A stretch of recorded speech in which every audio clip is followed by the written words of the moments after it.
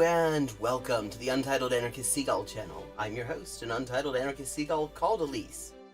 And I think we've got a good show coming up. We've got some interesting stuff to look at, some reactionaries on their bullshit. Actually, also just something absolutely really beautiful that I wanted to show you as well that I had seen on the Electronic Intifada live stream this past week. Also tell you about a couple of projects I've started working on in addition to the Inessa Armand translation project, smaller projects I should note. That one is a big project. I'm roughly 1/6 of the way through it though. Out of something, something like that anyway. I've translated 10,000 words and there's like 60,000 something to go total. So the other project is something that I think will be interesting to a fair number of people. I'm sure you've all noticed if you're on Facebook, those wonderful fact checks, the independent fact checkers who show up when you post something. Lately it has been, especially as far as I can tell, when you post something about the eye-watering cost of living.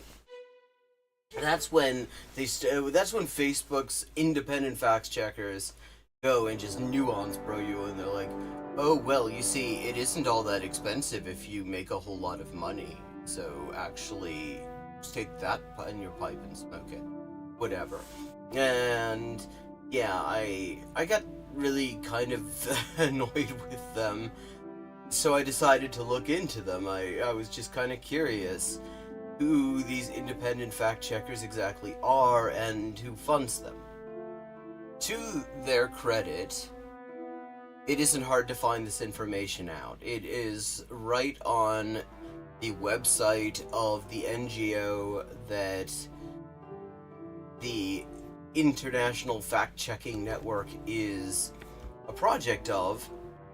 More to their debit, however, they're taking money from the exact kind of motherfuckers you need fact checkers to deal with.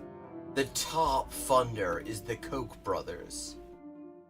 The Koch Foundation, the Koch cinematic universe of far-right climate denial, reactionary bullshit. Which, I mean, the people who have their hands in pretty much all the horrible reactionary media that has been just kind of shat all over the internet and is almost impossible to avoid at least seeing in your recommendations. So that's one of them, and the other is something called the Becker Charitable Trust. I'd never heard of the Becker Charitable Trust, so I went to SourceWatch, which is a wonderful website of the Project for Media and Democracy. And it turns out the Becker Charitable Trust, they got two things going on.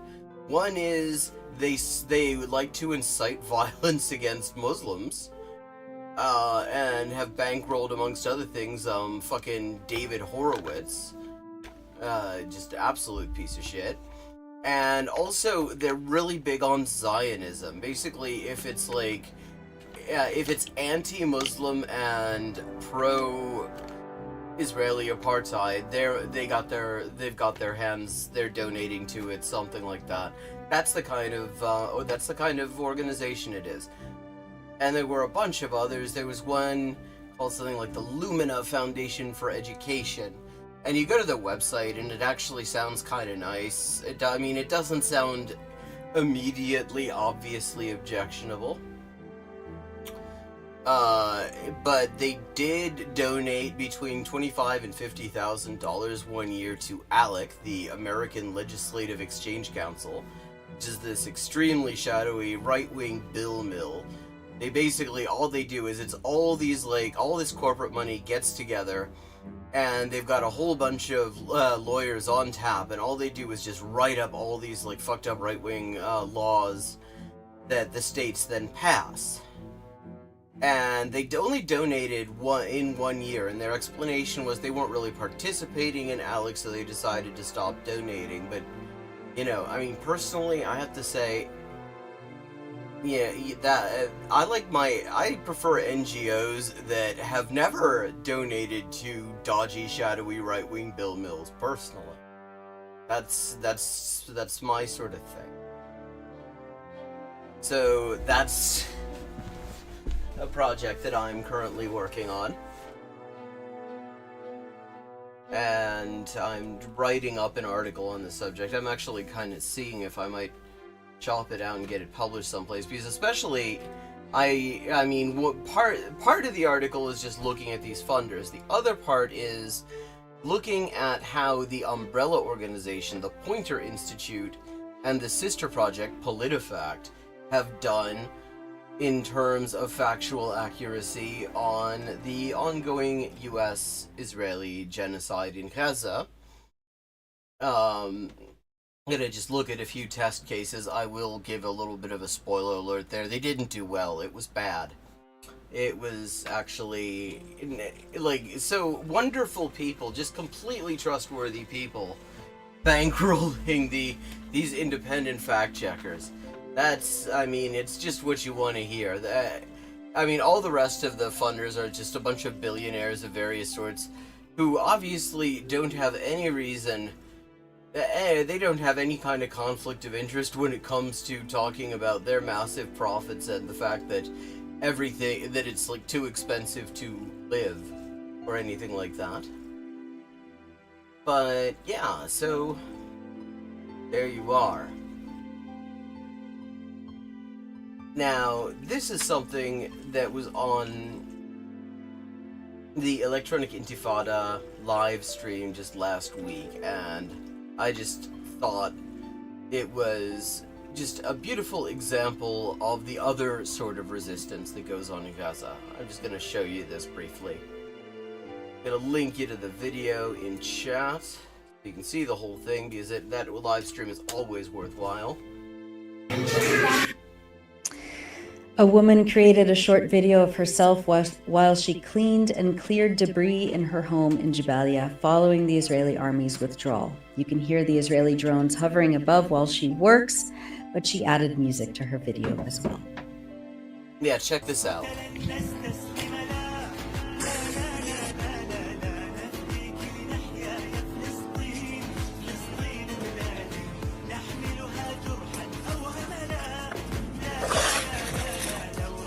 The refrain, if I'm understanding it correctly, is "My land is Palestine," that she's playing as she's just cleaning up all of the fucking mess that Israel left before their asses get kicked out of Jabalia. Not for the first time. Jabalia is sort of synonymous with ass kickings for the Israeli military. Every time they've gone in there, they have ended up getting sent out.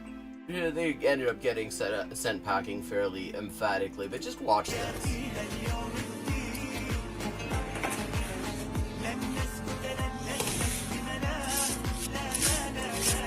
Like, no fucking windows, no walls, because the military, John Elmer calls this military vandalism, because there is no legit, hello River Rune, no legitimate military purpose to blasting off the frontage of these buildings, blowing out the windows and all this stuff. In fact, it's the exact opposite. It makes it ideal firing positions for the resistance, because not only is it elevated, but there's nothing in the way. But, so yeah, so here she is, they've just gotten kicked out, they just left, and she's already making herself a fucking cup of coffee. And like, what bigger fuck you is that? What bigger fuck you can there be than that to the fucking genocidal goon squads that Joe Biden and Benjamin Netanyahu and Benny Gantz sent into Gaza? You know, the minute they're gone, people are immediately just fucking tidying up and trying to rebuild and getting on and just going back home. Because fuck them. So I just wanted to show you that. And as I said, that live stream is always worthwhile. There's amazing military analysis from John Elmer. Nora Barrows-Friedman, who you can see here, gives sort of the news update. and also talks about, she makes a point of talking about this sort of resistance as well. Like, the item right before this was, there are these guys who have set up a spot with, they've got a manual sewing machine, or like it looks like an electric, but they're not running it on electricity by all appearances, to just help patch up people's clothes that have gotten wrecked in all of this and stuff like that. And I mean, so absolutely just a great live stream, much worth watching. And I just the energy of this woman having a cup of coffee right after the fascist pricks got kicked out of her neighborhood. Just that is the reason that there is no way the US will prevail in this. You can't win against that energy. But okay. So, by the way, if you like this music, this is my music. I've been composing lately. I've been trying to learn to compose anyway. And so, I'm using more of my own music on both of my streams when I've come up with something I think is actually kind of good. I guess you could count that as another project. Did you, Riveroon, come in before or after I had been talking about the article on Facebook's independent fact checkers that I'm working on?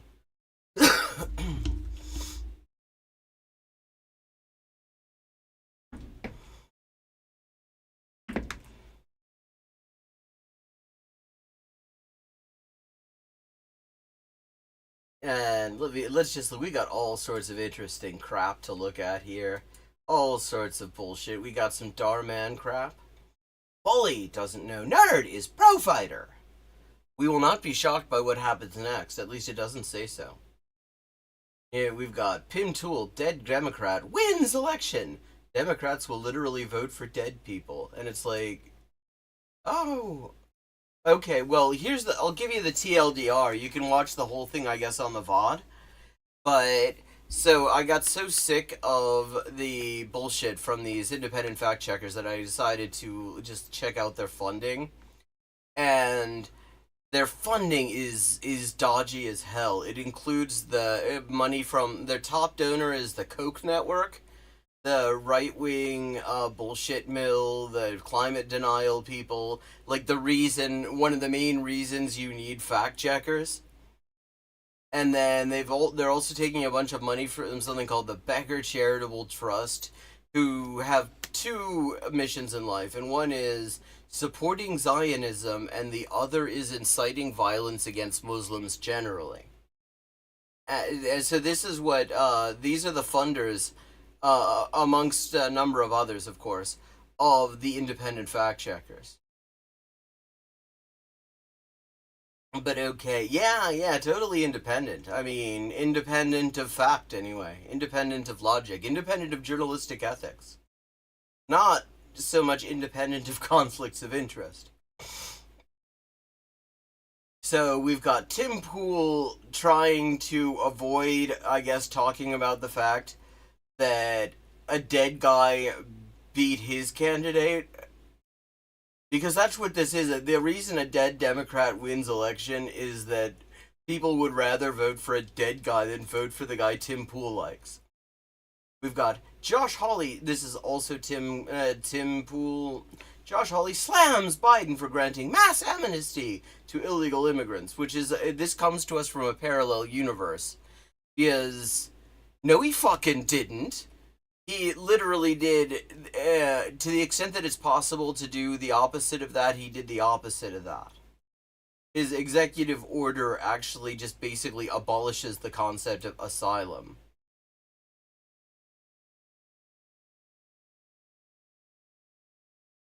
Then we've got Mean Girls shame teens for being Asian.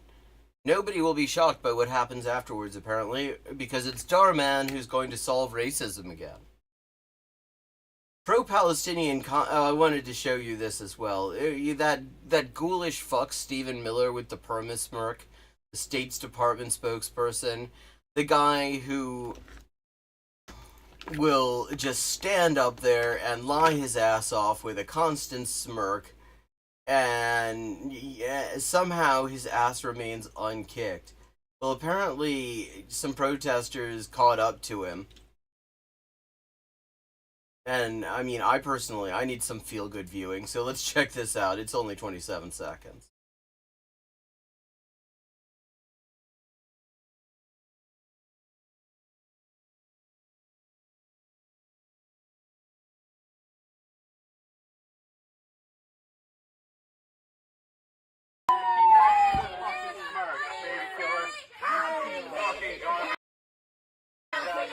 Oh, fuck off, man.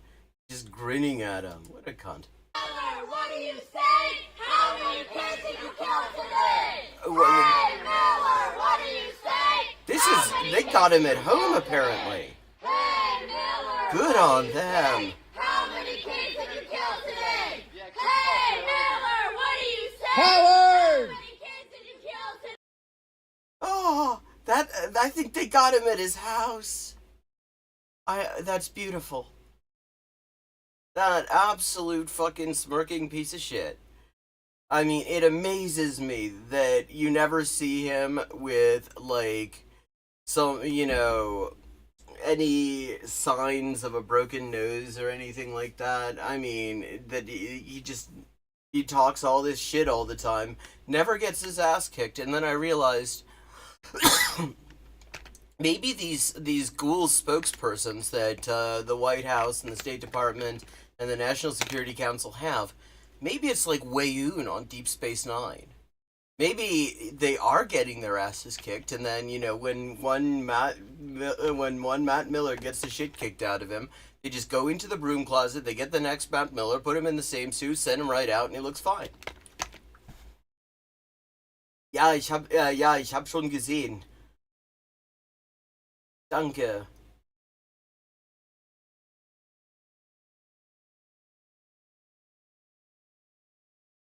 So, let me see. Oh, we've got Has. I almost forgot about Has. The occupied states of America. That'll be great. I mean, Has is going to definitely be having a normal one. And we've got the Texan Zionist Carolyn Glick. Oh, we've got a bunch of stuff that I'd forgotten all about from the ghouls over at JNS TV. Biden's ceasefire speech, the most hostile ever made. Ah, ja, nee, versteh schon. Melanie Phillips. My journey away from the racist anti-Israel left. When was she ever on the left, though? She's always been fash.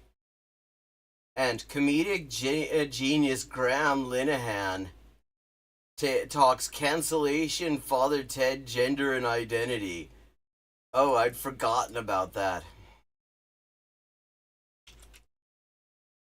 So, what's everybody's pleasure? And also another shitty Naomi Zeipt video that GGM has mentioned. That's going to be in German though, so if everybody's okay with that.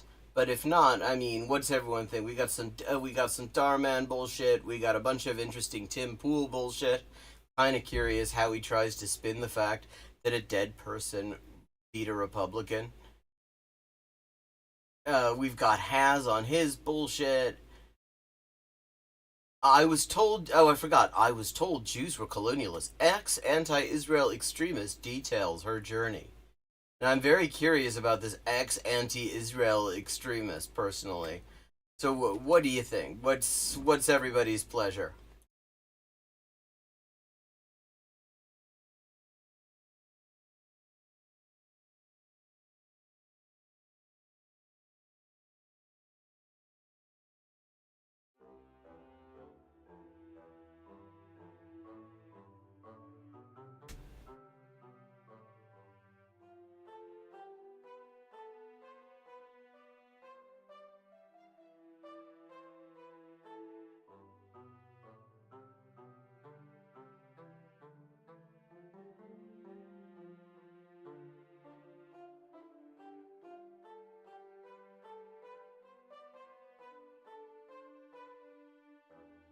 Yeah, that sounds good. I'm curious about ex-extremist. For one thing, I want to know if it's somebody I've heard of. I always, whenever somebody pulls this particular grift, I always like to look them up. Get ready for the only pro-Israel propaganda program with these awful fucking people. The church, there are no churches in Gaza. Unfortunately, there are no Christians. And now the Arab population has increased over time for all their whining. But can I add one thing to that? Yep. And why? I thought it was fascinating, distressing. Sometimes the Hasbara, it's too much explaining yourself and it's too apologetic. God, they suck.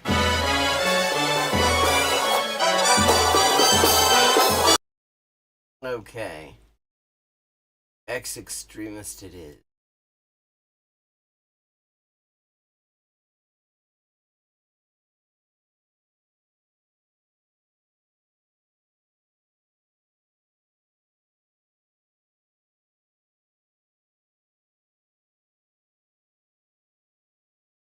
No. That wasn't what I was going for. I was not going for Sam Harris. But what the hell happened there? There we go. Let's try this again. I must have clicked an extra time.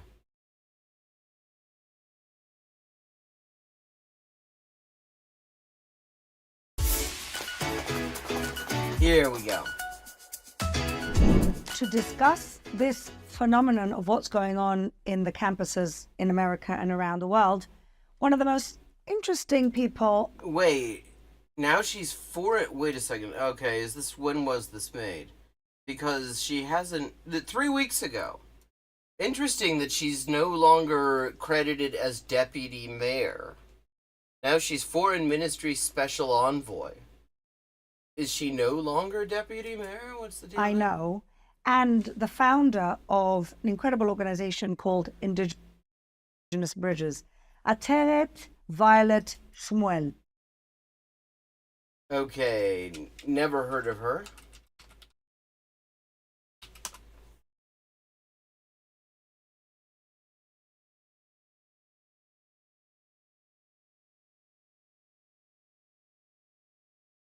Okay. Just looking her up because I'm curious. I've never heard of her. She's unfortunately Jewish. I really hate it when the really shitty people turn out to be somebody we have to claim.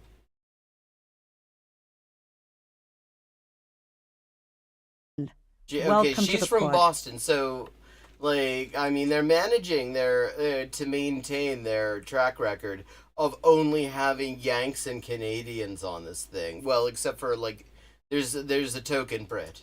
Thank you so much for having me. Really appreciate it. You know, Terry, you're like an onion. Every time I speak to you, I discover another layer of your being. And it'll kill your dog. Which is even more interesting and wild than the layer before. But what I discovered just from a very casual conversation with you a few months ago is that you used to be in the student protest anti-Israel space. Today you live in Jerusalem.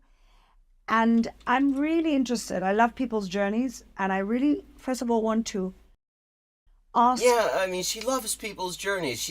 That's what we've seen of Fleur, the posh fucking London barrister who's been a fake deputy mayor and is just generally a genocidal fuckhead, is she's really interested in people's journeys. Ask you a little bit to help us uncover or help us understand better that space, and then tell us how you saw the light and got out of it. So first of all, how did you get into that space, and what is that space really about? So you have a lot of people who really they genuinely believe that what they're doing is improving the world, that they're trying to make the world a better place. Wow, it's so big of her to admit that. A lot of people, you have a lot of people. It's not like a homogenous group. You have a lot of different people from a lot of different walks of life who are coming at it from their own perspectives. For me, a lot of That's what the Charlie Chaplin had, though. My activism was influenced by my Jewishness, by my desire I grew up in a family that was very secular, very removed from sort of like Jewish identity and history and knowledge and religiosity. But we very much had this idea of like tikkun olam, right? Like to go out and to try and do whatever we could to make the world a better place. And I grew up in a very liberal, very left-wing space. And and what's interesting is I'm not finding much evidence of her actually. Wonder if she changed her name and that's why.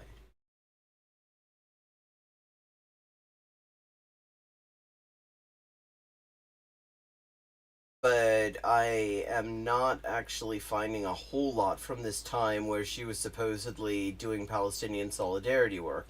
There's a huge amount. When you look up her name, there is tons of stuff on this current grift with this pro-Israel propaganda organization, Indigenous Bridges. Fuck off. Became even more so. I was very much in the punk scene and the activist scene. And so specifically within the anti-Israel space, I think that a lot of American Jews, especially Ashkenazi Jews, especially secular Jews, and especially Jews that are not really affiliated with Jewish community or Jewish identity, except when it comes to like using it for identity politics. Because, I mean, Zionists would never, ever use Jewishness for identity politics. Feel like we have an extra obligation because we're given this narrative that we are white European colonialist settlers who have illegally stolen poor brown indigenous Palestinian land and I mean, so far, yeah, basically. now committing genocide and apartheid and human rights atrocities.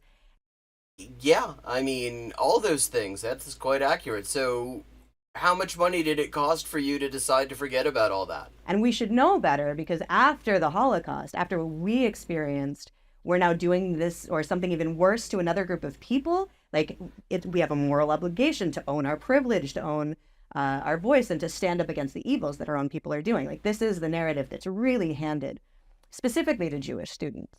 And I should note, like, this is something from within. She talks about this like it's coming from outside, but actually it is very much something that is something that you find within the Jewish community, just not the, like, you just find it just outside of all these, like, Zionist AstroTurf organizations that claim to represent the community, despite not being in any way accountable to the community.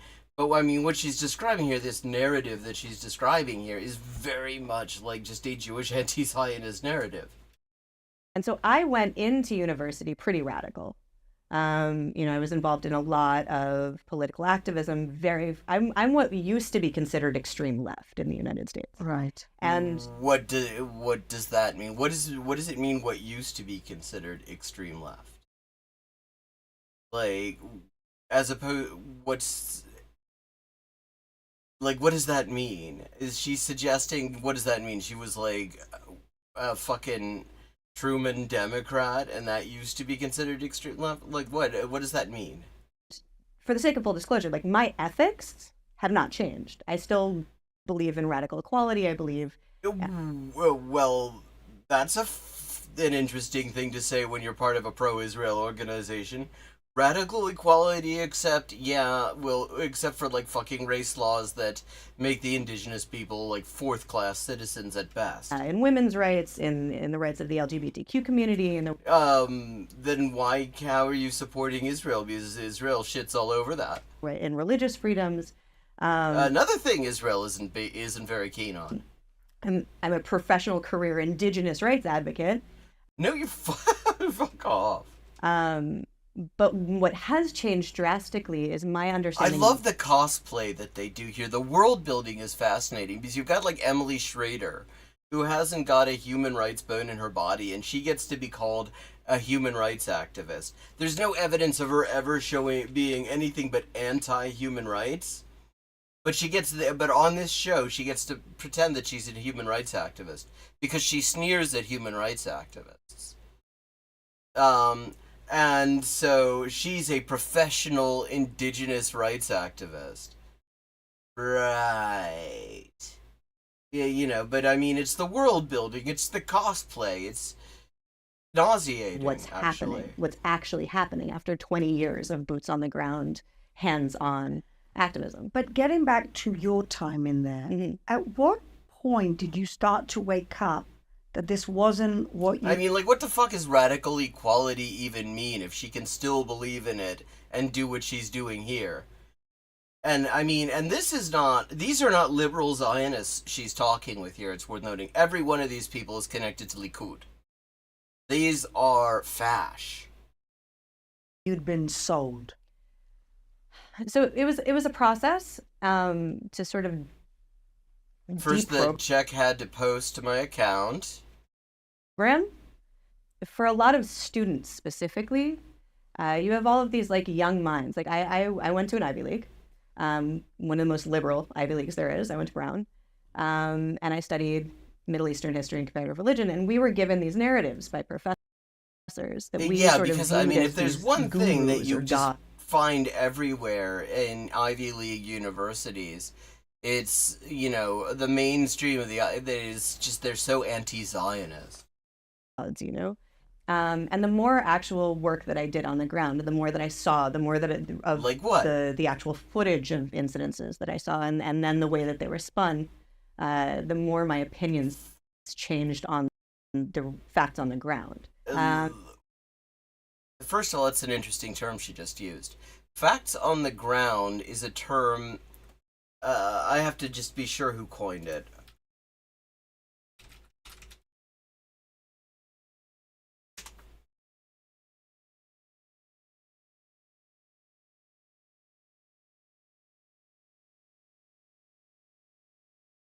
Well,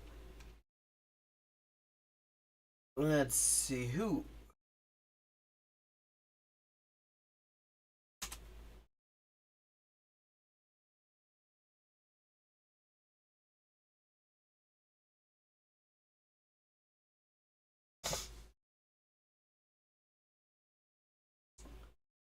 it comes... Okay, I don't want to hold things up and bring things to a screeching halt while I try to figure this out. But, the term comes from an exchange between, like, a Likud right-wing Zionist and a so-called labor liberal Zionist. And this liberal Zionist leader, it might have been Rabin, it might have been Peres, one of them probably, was explaining why it is that the right wing actually does not get as much done in terms of dispossessing Palestinians and ethnic cleansing as the so-called left-wingers do. And what he said was, you right-wingers, you get in here and you scream and shout and you say all this stuff you're gonna do, and it scares the hell out of everybody, and internationally people freak out and start being critical. And the result is you always end up not getting done even half of what you wanted to do because you have to calm everybody down. Whereas we get a lot done in terms of ethnic cleansing because we just quietly create facts on the ground. And facts on the ground is just a term that within, like, Zionist discourse means settlements. And the more involved that I got, the more I realized that so much of the narrative that I was being sold was deeply seeped in anti-Semitic propaganda. Like what? I mean, is she going to give any examples of this? It's very easy to say all this. She's clearly said it more than once. But is she going to give an example? Like super anti-Semitic propaganda. Like the narrative of who Jews are, right? So they're separating us from our homeland. Separating us from our homeland, and also... Okay, this is an anti-Semitic trope. What they're doing here. The idea is that Jews are foreigners in our many different homelands. That we are actually foreigners to the countries in which we were born, and in many cases have lived for centuries and centuries, and therefore have no business living where we're from and should go and colonize Palestine for supposed redemption.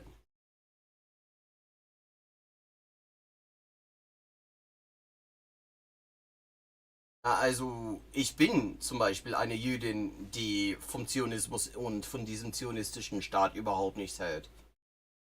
Putting us in boxes that don't fit us. Like we're, you know, like you have anti-Semitism both on the right and on the left, right? And it looks different. And so it's very difficult for people to be able to. What's hilarious about this is that literally the anti-Semitic narrative, in fact, the narrative that gave rise to the concept of anti-Semitism, is this idea that Jews are racially unsuited for the soil that we live on.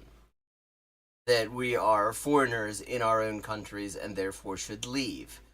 And Zionism comes into this when by saying, yeah, actually, that's, completely agreeing with that, just nodding along to it and saying, but if you want to get rid of us, you gotta help us find a place to be.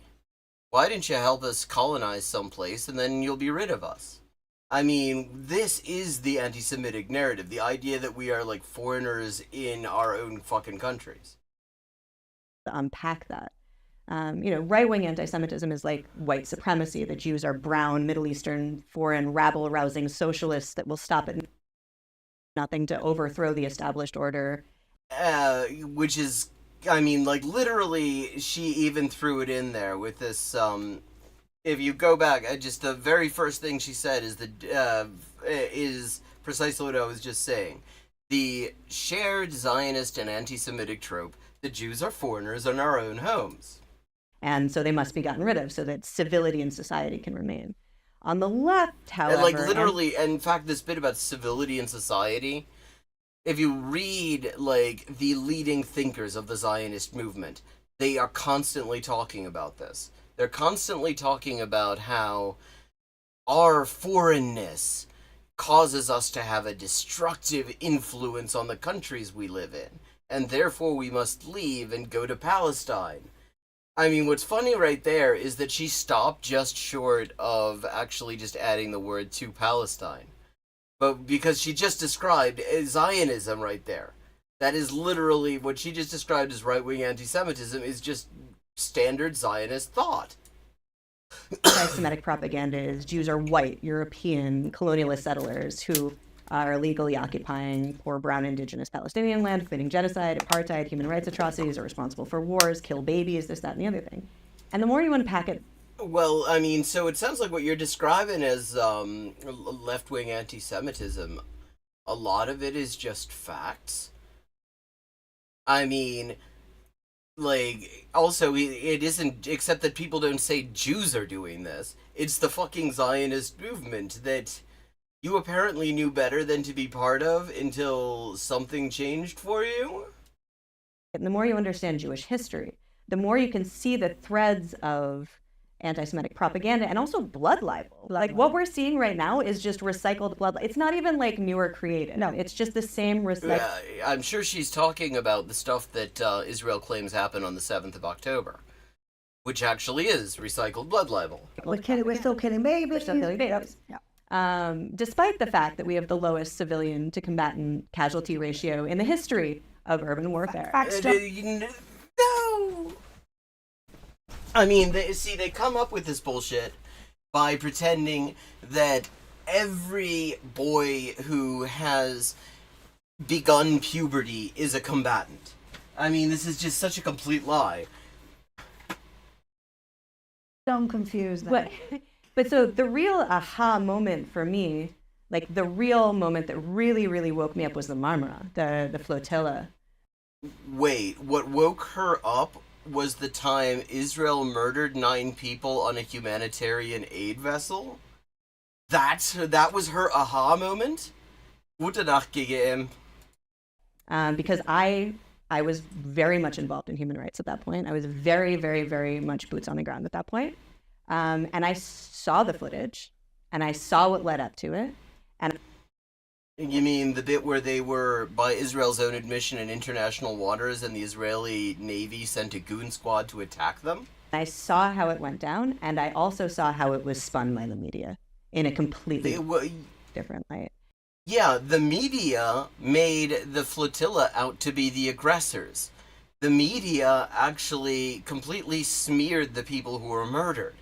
The media tried to act like this was like Israel just defending itself. Like, what the fuck is she talking about? I remember this. One of the first really sort of investigative type pieces, like just barely investigative, I ever did was on the Mavi Marmara. And like the sort of line that the Israel Project, one of various like Zionist propaganda organizations operating in the US, was putting out about what that ship was and who the people were who were on it.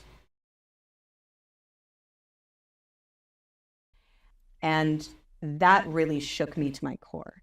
Because also at that point, I felt like I didn't have I couldn't speak up for my people because That is such a wild thing to come up with. It really shows. See, to me, that just confirms she's a grifter. Because the thing about that, I mean, I don't know how many people in chat are old enough who, you know, and were paying attention to this stuff in 2009 when this all went down. But the, like, Israeli narrative of what went down, which was parroted all over US media, was debunked in real time. Like, they published fake footage, and they published some footage where it had no timestamps, there were no date stamps, they had, I mean, and where you couldn't actually see anything. Everything was just so blurry. They published photos that were supposedly of weapons they found on the ship, and the EXIF data, the metadata on the photos showed that it was from years ago, years before. I mean, it was just an absolute PR debacle for them. So to act like this is the thing that made her decide to go over to Zionism? Really? this whole like cult of identity politics. Well, yeah, somebody who is in an organization for Zionists to pretend to be indigenous, totally not into identity politics. Is very strong. You have to understand that there's like this identity politics and what's now considered intersectionalism, although it is not. Oh God, is she going to explain intersectionalism to us now? Intersectionality to us now? It's sort of this metastasized, weird, mutated version of intersectionalism has made it so that there are certain people that are the bad guys and there are certain people that are the good guys. For example, I mean, one might say that the people who attacked a humanitarian aid vessel in international waters, killing 9 unarmed civilians, you might say that those people are the bad guys, but she's going to explain why they aren't. And if Jews are white, They have to be bad. then they're the oppressor. Yeah. Right. But, I mean, that isn't the argument. That, like, literally isn't the argument. I mean, it's just such nonsense. Right. And so to speak up for the oppressor is to abuse your privilege. Mm. Right. It's to join the dark side. And so after years of really being groomed to believe that my people were part of that, despite the fact that part of my family is Iraqi, so I knew that Jews weren't white. Like, what? See, the fact that Jews are a multi-ethnic group of people does not suddenly mean that, well, like, what the fuck? I mean, this is just so wild. Because, like, if her part of her family is Iraqi, I can actually understand why anti-Zionism would be in her family. Because actually, Zionists were shit to Iraqi Jews. I mean, Avi Shleim, who is an Iraqi Jewish historian, lives in Israel now, has for a very long time. He was one of the new historians back in the 80s who actually got to examine Israel's 1948 archives and was able to document everything that was known, everything that was discussed internally about the Nakba at the time. And in his memoirs, which I haven't read, but I've seen like interviews where he talks about it. He talks about the evidence that actually the attacks on Jews in the Jewish community in Iraq, which is one of the oldest Jewish communities in the world, were actually carried out by Mossad. Which wouldn't be the only example of that, because we have proven cases of that. Because in some cases, they got caught. In Egypt, hello Adam Gulick, how you doing?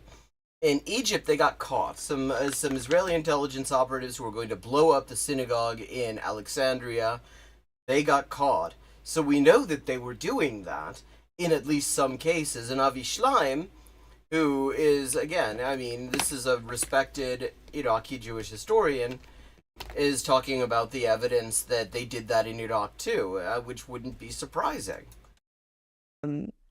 It was really difficult for me to find my voice to advocate on behalf of my own people. I had no problem doing it for other communities. See, what's really wild about this, when she talks about Jews and whiteness, which is an extremely complicated relationship that she is absolutely not doing justice to, is that actually the reason that after 1967, bourgeois Jews started to get into Zionism in a big way when suddenly Israel had demonstrated its usefulness to the US was because Zionism was a way to gain access to whiteness for bourgeois Jews. That was the idea. Zionism and whiteness are sort of, especially amongst Jews in the US, are bound up inextricably. Like, so her talking this shit is just wild. But the Marmara really was the turning point for me when I started really using my platform, using my position and in my community, and speaking up. And the response was actually really shocking for me. I'm very curious what the response was, because, I mean, again, like, to pick this as your aha moment? This is why you decided to go to Zionism? Because these were people that I'd known for forever, people I considered friends, family even, who just responded with such, like, hate. You justify the murder of just 9 people on a humanitarian aid vessel in international waters, and suddenly people think you've gone over to the dark side. I mean, I ask you. And that made me sort of unpack it even more. But that was the real turning point for me. I wonder if what's weird is she doesn't actually say what the turning point is. Who the hell is this? She's new. Like, I'm curious because she doesn't actually explain. She just says the Marmara. I mean, she mispronounces it too. But I mean, like, what about it? She just doesn't say a damn thing about it. if you're out there, when you walk onto college campuses today, there are not a small number of even kippot and other Jewish kids. You must be seeing quite a number of younger versions of yourself. It's interesting to see them acknowledging this. Yeah. What do you tell those students? What would you, if you had the opportunity, what do you tell those students? So I think Oh, this is going to be good. what I would tell these young campus activists is that their hearts are good. For sure, their hearts are good. They're in the right place. Their intentions are good.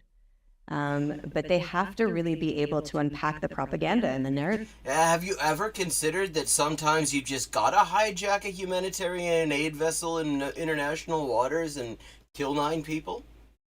I mean, sometimes, like, how is she gonna...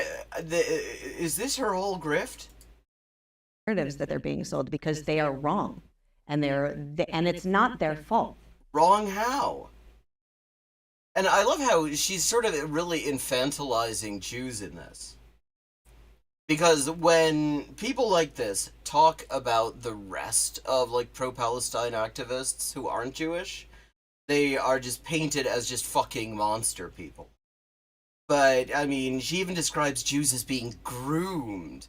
Like, do we have any agency at all? Is it possible? Like, is she gonna just pretend that there was no critical thinking involved? Like, I mean, the way she talks about growing up Jewish in the US is just such nonsense because I mean, first of all, Zionism is the default in the US. And if you're involved in any kind of, like, mainstream organization, all the dominant organizations, all the money in the community that can afford, like, fucking, to maintain fucking synagogues and things like that, all of that is heavily invested in Zionism.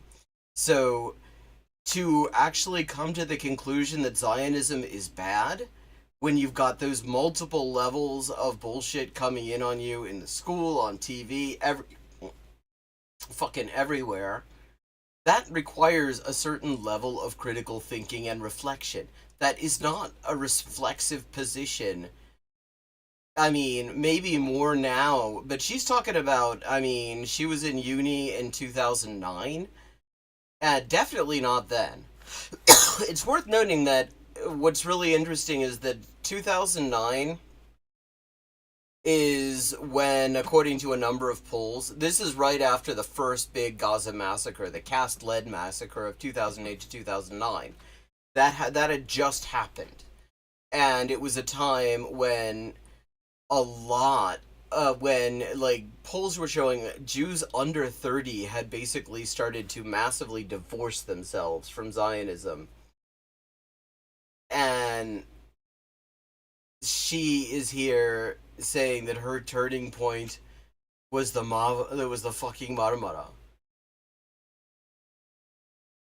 Yeah, they're trying to sound open-minded and trying to offer this line that actually, like, if you're Jewish and don't like Zionism, it's because you just don't know what you're doing.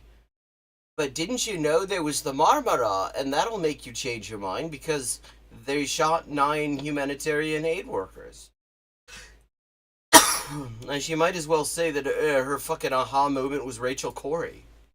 Right? It's not their fault that they've been given these narratives. It's not their fault that they've been educated in a system that's been bought by Qatar and Iran. Right. We're talking about the U.S., remember. Like, what the fuck educated in a system that's been bought by Qatar and Iran? Yeah, I know. I mean, you just can't go anywhere without, like, fucking Al Jazeera everywhere, right? Like, what the hell is she even on about? The American education system has literally been purchased over the last 20 years by Islamist, like, colonialist money. Islamist colonialist money. Oh God, it's the Muslim world conspiracy. In order specifically to change the American education system. And so having these young students going into the system who don't have enough information about who they actually are to begin with. They don't know their own history. Now I kind of want to ask, because I've got 2 nieces, one in, like, intermediate school, one in high school, and I'm curious, with this, like, Irani, Qatari bought educational system, what do they hear about Israel in school? Because I have a feeling what they will have heard is the usual Zionist bullshit. Because, like, look, I mean, the fucking Irani, Qatari bought educational system. Look at the Ivy League schools. Columbia Law Review shut down their entire website rather than hosting their first ever publication by a Palestinian legal scholar. The editors of the law review had to threaten to go on strike in order to get it back up. Like, this is so wild. They don't know their own identity. They don't know their family stories. They don't know the Jewish connection to Israel. They don't understand. Well, the thing is, none of us could actually point to such a connection in our family history. Like, I mean, I've traced my family history about as far back as, like, the Jewish side of my family, about as far back as it is easy and practical to do, because Jews were actually in Europe late adopters of the whole surname thing. And what you find when you look at my family history is that we've been in Germany for basically fucking forever.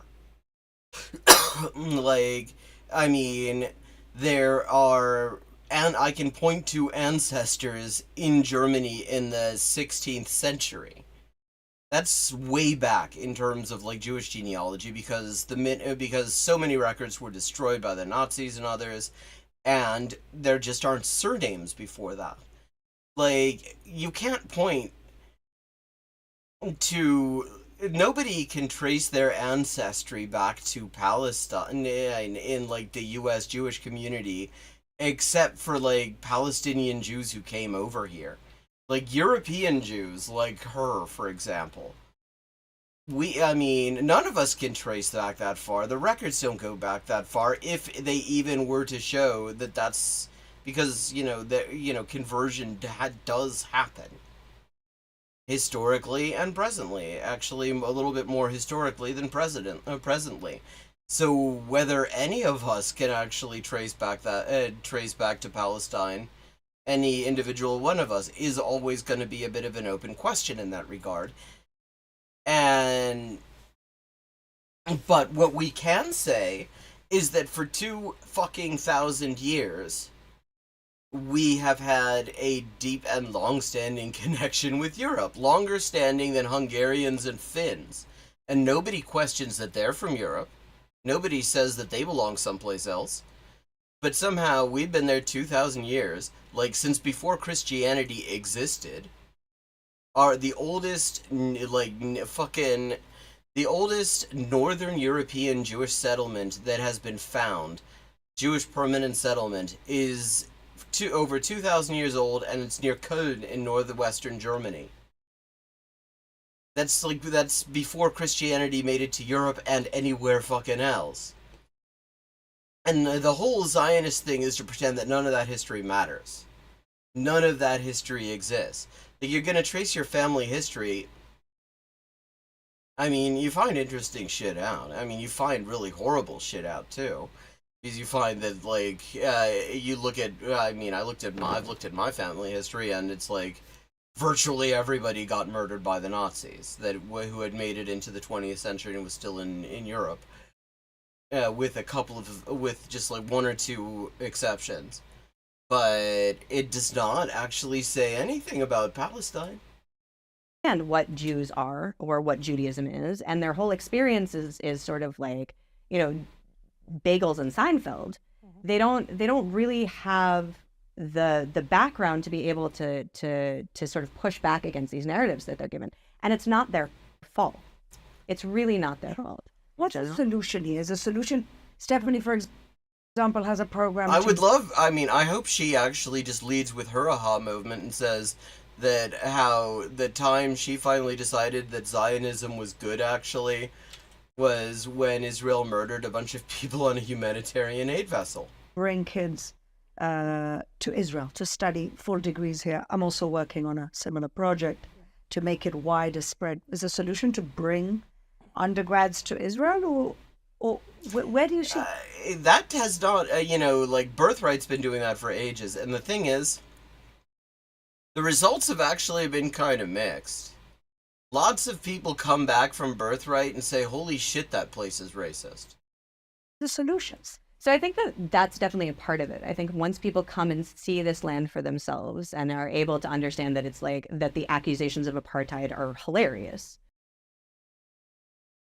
I would love to see how she proves that, because there are entire neighborhoods Palestinians aren't allowed to live in. There are roads they're not allowed to use. They're not allowed to have fucking planning permission. A lot of their fucking villages don't have modern sewage infrastructure and stuff because they can't get the permits for it because they're not Jewish. They're so ridiculous. It's very clear. Sure. It's so clear. So maybe you can clue us in.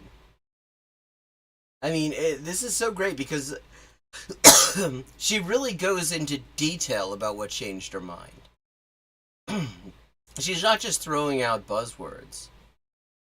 She goes into great detail, and you can see the thought process. And it isn't at all that she realized that if you want to have a career, It is much easier to pay the rent with the checks Zionism's paying than with, the checks that anti-Zionism is paying.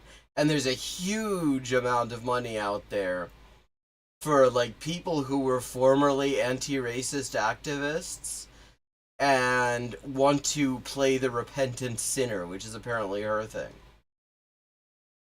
That helps sort of deprogram it.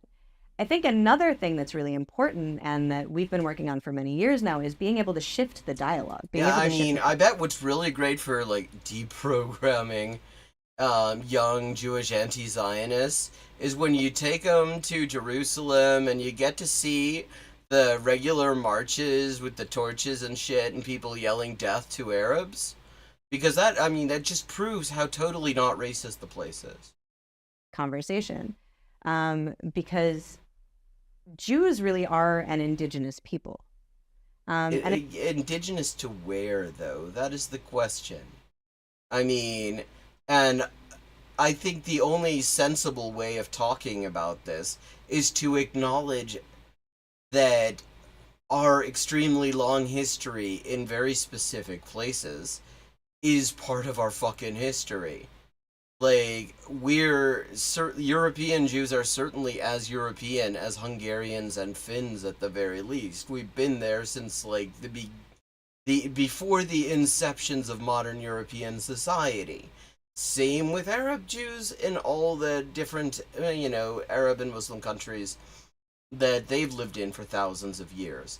Like, why not just say we are from where we're from? Why do we need all these extra steps except to justify a colonial genocidal Oh, wait. That's why we need these extra steps, to justify a colonial genocidal project. And I don't think Jews know to speak, like, in generally speaking, Jews don't really see ourselves in that language because they don't. Because it's bullshit. No, because that's not how we identify ourselves. Well, I think. Yeah, because it's bullshit. Because, like, why am I going to pretend that I am anything to do with Palestine?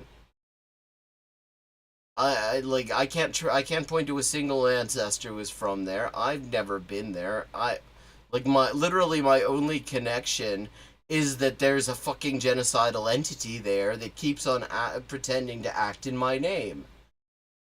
Like, if I were gonna return to someplace in the way that they like to talk about Jews returning to Israel and shit in Zionism, it would be Germany. Like, nobody's ever taken shit from me in Israel. Yeah. Jews have lived in Europe for longer than humans have lived in Aotearoa or New Zealand. Like, the first evidence of human inhabitation in Aotearoa is, I think it's the 14th century. 14th century CE. So, if you can be indigenous to a place where your ancestors have lived for less than 1,000 years, and I don't see any reason you can't, then surely you can be indigenous to a place where your ancestors have lived for 2,000 years. Like, because that's the flip side of this. The idea that because the minute you declare that we are indigenous to Palestine, apart from just getting fucking laughed at by anyone who has any concept of the reality, the next thing that happens is that people realize that's saying that you're a foreigner in the place that you're from and your parents and grandparents and their grandparents are from. I think that's part of the Ashkenomity.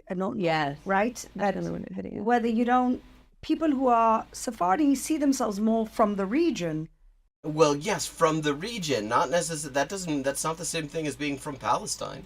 They look a little bit more from the region, and I think it's harder, especially when they've had zero Jewish education, to make that connection. Right. I would even add an additional point to what you're saying, which is that because of their lack of Jewish education, a real Jewish or Zionist identity. Maybe don't conflate those things. Those are very much different things. The only thing they ever can connect to, which is their past, is a Holocaust identity. Yes. Right. Really? That's the only thing? Our history began in 1941 when the Holocaust began? Because I can connect to shit from way before that. I mean, this is stuff that I only know because of genealogical research, because, like, nobody that I know in my family has ever really taken an interest in who remained in Germany after, like, my lot left.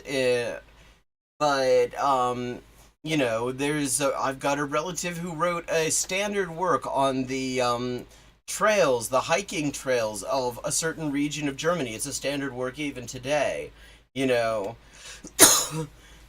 stuff like that. Yeah, and you can go back quite a long time, I mean, apparently, possibly my relatives who showed up in Germany in the 16th century may have fled from Spain during the Inquisition, judging from their names. I mean, there's a whole lot of identity there because, there's all sorts of fucked up shit that happened to Jews in Europe for the past 2,000 years. But we also built a culture around that. There is an actual positive culture that built around that. And of course, Zionism, the thing about Zionism is that Zionism thinks that culture is shit. They have a thing called Shlilat HaGalut, which means negation of the Galut. The Galut means exile. See, all the time that we've spent in the places that we're from, that's exile to them. And the idea is that the cultures that we built, all that stuff, we should actually be ashamed of it and erase it. So, yeah, the idea that Jews outside of Zionism have nothing but a Holocaust identity, like there's no possibility of anything else, is nonsense. If anything, Zionism actually tends to lay that on heavily and in a very specific, selective way that makes Zionists the heroes of the peace, which they very, very much fucking weren't.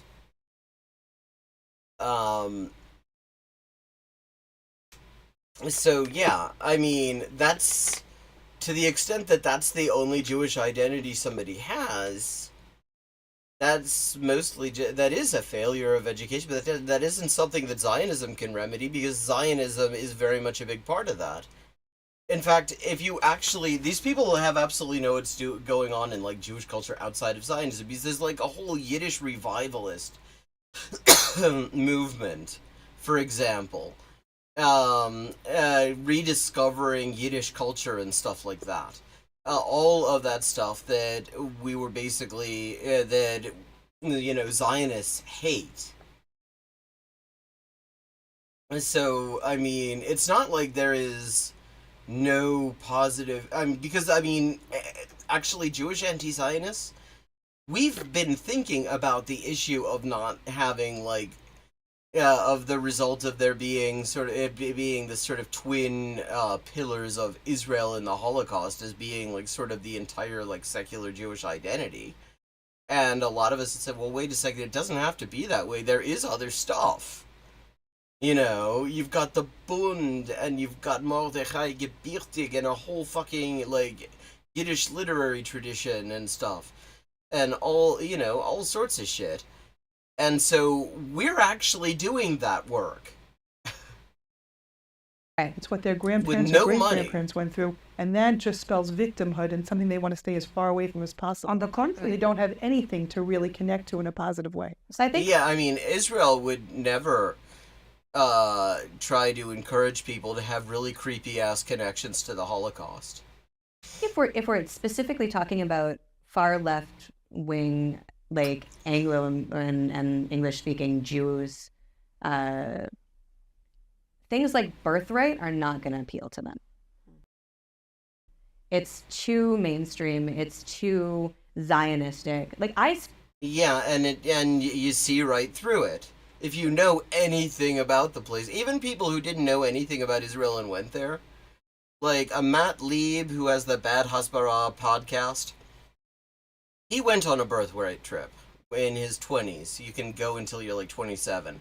This is before he actually sort of realized how fucked up Zionism was. And Birthright was a big part of what made him realize how fucked up Zionism was. Still, even 20 years in, I still like don't speak about myself in terms of Zionism, despite the Well, yes, because she actually, I mean, this is how you know she realizes what she's doing sucks. Because if you had had this awakening, then why would you have an inhibition about calling yourself Zionist? If you had this awakening that Zionism is good, actually, which she claims to have had, why would that still be uncomfortable? It's uncomfortable because you know it's shit. fact that I now very openly explain that Zionism is in fact a successful land back movement. It's a Wait, so she thinks land back is ethnic cleansing? successful indigenous land reclamation. Decolonization. It is decolonization. Oh, fuck you, no it isn't. However, Zionism for most of these kids, and for me, was a term that was interchangeable with fascist. Yeah. I wonder why. I mean, and I just can't help noticing, clearly, she uses the past tense there, but clearly, if she's got discomfort with this, it's because she knows deep down how full of shit she is. It was a term that we used as a curse Yeah. and a swear. Yeah. So you have to understand.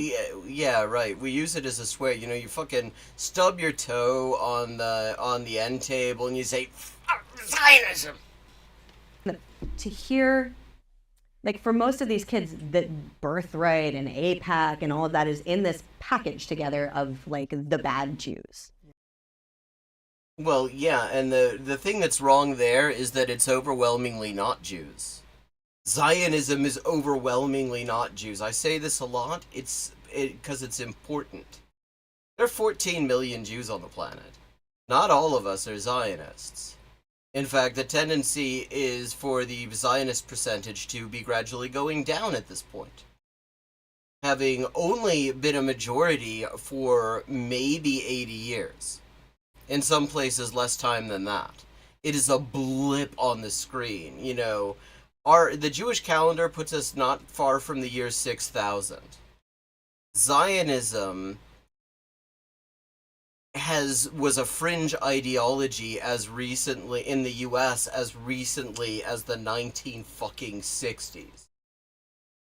Elie Wiesel, Norman Finkelstein likes to quote him on this, at least he used to a while back, used to give speeches in the 50s and 60s about how Jews in the U.S. were totally lost to Zionism because they'd found their promised land and all this stuff. Zionism is a fucking blip on the screen. That's the 50s and 60s. So we're talking about like 60, 70 years ago out of a 6,000-year history. So yeah. Meanwhile, the organization KUFI, Christians United for Israel, one of the leading Zionist organizations in the world. They have 80 million members according to their website. 14 million Jews in the world. 80 million members of just KUFI. Jews are a tiny minority within Zionism. And if you're a good Jew, you don't mess with that. So yeah, because they suck. We have to create new programming that's actually appealing and that actually speaks to what they're interested in. So one of the things that I found really helpful is helping Jews sort of A, understand their identity, and B, reframe it in terms of indigeneity. And Jews, when we're able to understand that, in fact, no, we're not the bad guys, we're not these white European colonists, we're in fact... What's so hilarious about this, I mean, apart from just the absolute cringe of her walking around, hello, fellow indigenous people, fucking Steve Buscemi meme, is that it is only very recently that the Zionist movement started denying that they were colonial. It was only, that's only since decolonization began after World War II, suddenly colonization becomes a dirty word, and Zionists realize, they have to move with the times. They can't be calling it, they can't be calling themselves a colonial movement anymore because everybody understands that sucks shit. But if you go back to like the first half of the 20th century, and they're all just very openly talking about colonization of Palestine. Like, I mean, nobody was denying that they were colonial then. To the indigenous people that were colonized, and we fought back, and we regained sovereignty, and we regained some of our traditional lands, and we were successful in doing that. Some of our traditional lands. Now that's interesting. So, despite the fact that she's uncomfortable with the term Zionist, she actually is taking the hardline expansionist position. And we did so ethically. Like, if we... Ethically? Ethically? Well, okay, tell me about that. Really, these people's hearts are soft, right? They care. They really care. They may have been indoctrinated with a... No. You're skipping over an important bit. Tell us about how ethically the ethnic cleansing was done. We want to hear about how you did it ethically. Very sneaky and conniving narrative that paints all things Jewish and all things Israeli as evil and bad, and except that that's not what like anti-Zionism does. It does not paint all things Jewish as bad. It very specifically paints all things Zionist as shit, because it's Zionism. It does suck shit.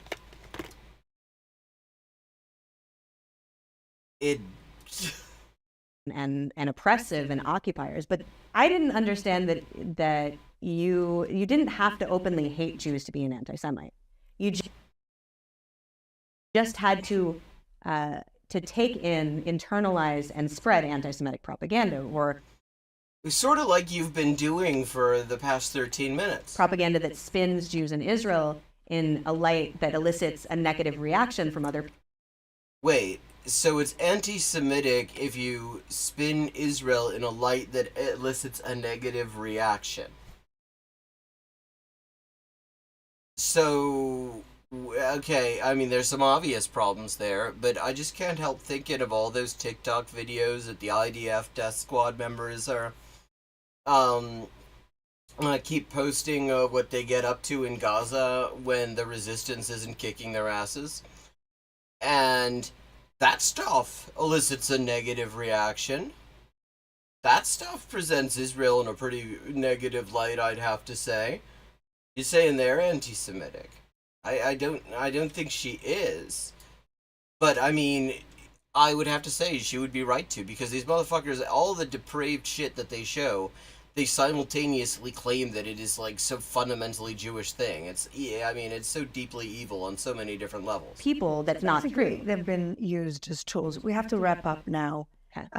What would be your one message if you look in the camera and you could talk to any of these kids? Don't go to my hairdresser.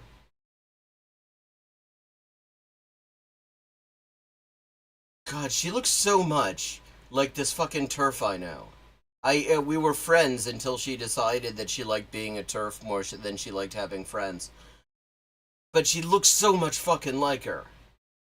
I'm gonna have to show this, like... It isn't her. And last I checked, she wasn't a Zionist. I mean, maybe that's changed. We've lost touch since she decided she liked being a TERF more than she liked having friends. But she looks just like her. This is wild.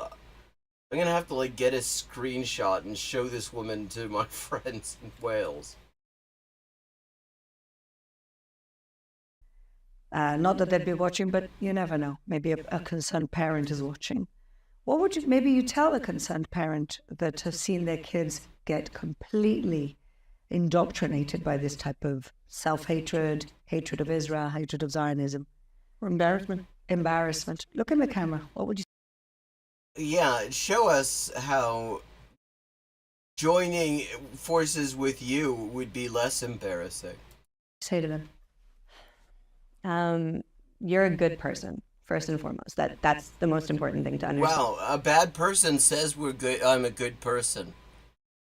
And even good people are given really bad information. That's her job. She's here to give bad information to good people. Colonialist propaganda is extremely powerful. She should know that. I mean, that's why the money is in spreading colonialist propaganda rather than opposing it. There's an enormous amount of money and time and energy and resources. Yeah, so this is an employment pitch. She's recruiting. Look, come to my side. We got the money's here. You'll have a great career and stuff. That is being directed I mean, your hairdresser will hate you, as her hairdresser clearly does. She must have a Palestinian hairdresser. specifically at convincing you of something that's not true about yourself because people want to tokenize you and use you. Wow, I mean, she is so completely telling on herself right now. To legitimize and validate their own hatred of our people. And one thing you can often tell about liars, especially liars who are uncomfortable with what they're lying about, uncomfortable with lying, is they will try to put things in the most general terms possible. They will try to avoid actually getting into the detail, because the more detailed the lie gets, the more uncomfortable they are with it. She has stayed so much in the abstract. She didn't say what it was about the Mavi Marmara, the Israeli attack on the Mavi Marmara, that she suddenly made her like fucking switch sides and everything. She didn't say. Everything she's done has been very much in the abstract. She knows she's full of shit. On a certain level, I would guess she's actually kind of uncomfortable with how full of shit she is. And understands that her hairdresser is right to sabotage her this way. And whoever told her to wear that fucking hat. But I just noticed the time. And it's not your fault that you have taken this in. I highly encourage you to actually come and actually see. I agree. I mean, especially in Pride Month, I highly encourage you to actually come. It improves. It's life improving. For yourself and see. Oh no, not to Israel. Fuck that. False these narratives are about our people, about our land. Yeah, if there's one thing seeing Israel does, I mean, again, it's like, it feels almost like, on a certain level, she is self-sabotaging, because the thing is, she has to know. Like, Jewish anti-Zionists, and I think anti-Zionists generally, even like former ones, are aware of people whose first introduction to anti-Zionism is they went to Israel. They thought it was going to be cool. It turned out it was deeply fucked up and racist. And they said, "Wow, actually, maybe everything I've been told about this was bullshit." And an anti-Zionist is born. So it's like the way she's talking. I mean, it's like she knows how full of shit she is. I don't know what her deal is. But, I mean, yeah, everybody should definitely come every once in a while. In, a healthy context. And, I will even... don't follow her fashion advice. Host you myself. I will host you, I will feed you, I will take you around. Really will. I really will. Wait, okay, so she will actually host anti-Zionist Jews? Fuck.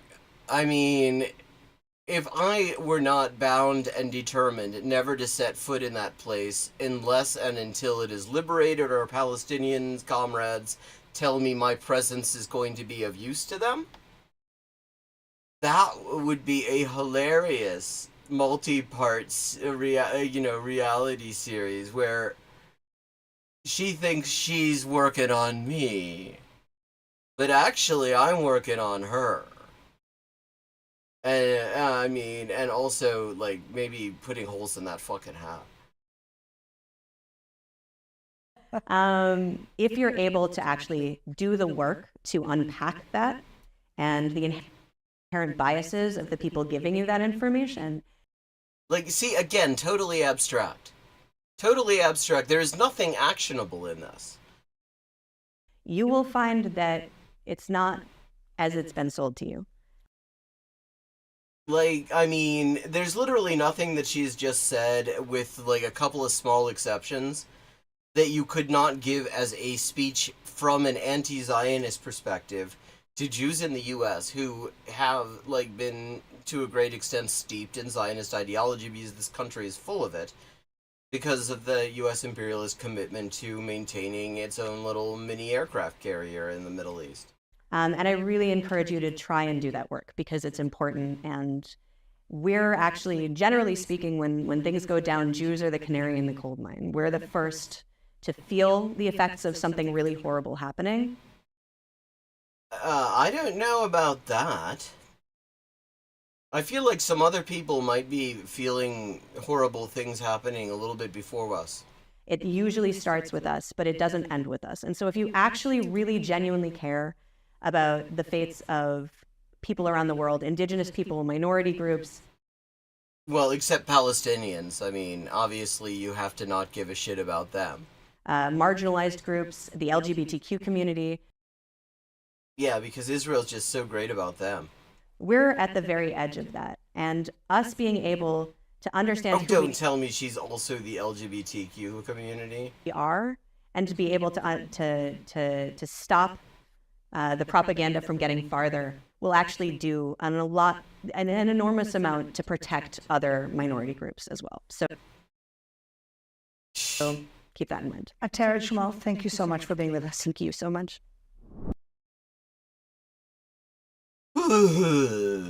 Okay.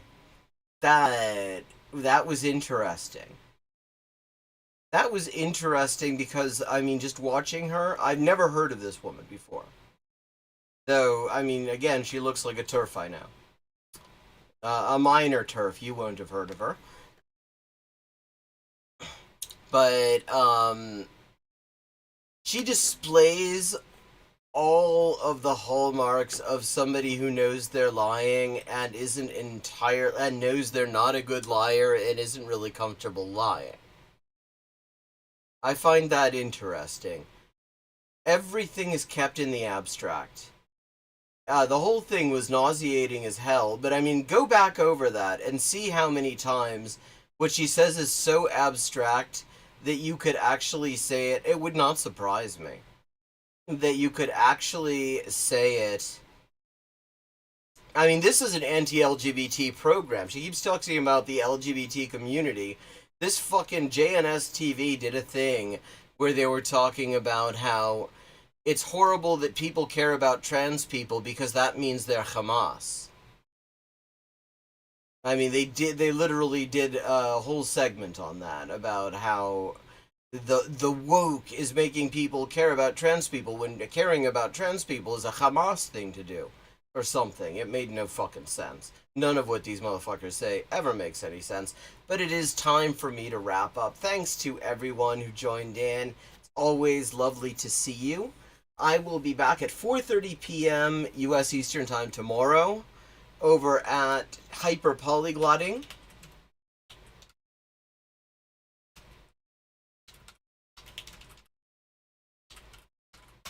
Maybe she is. Although she did say LGBT. TERFs tend to like to leave the T off. And at 11:30 back here, and I look forward to seeing you. So have a good night.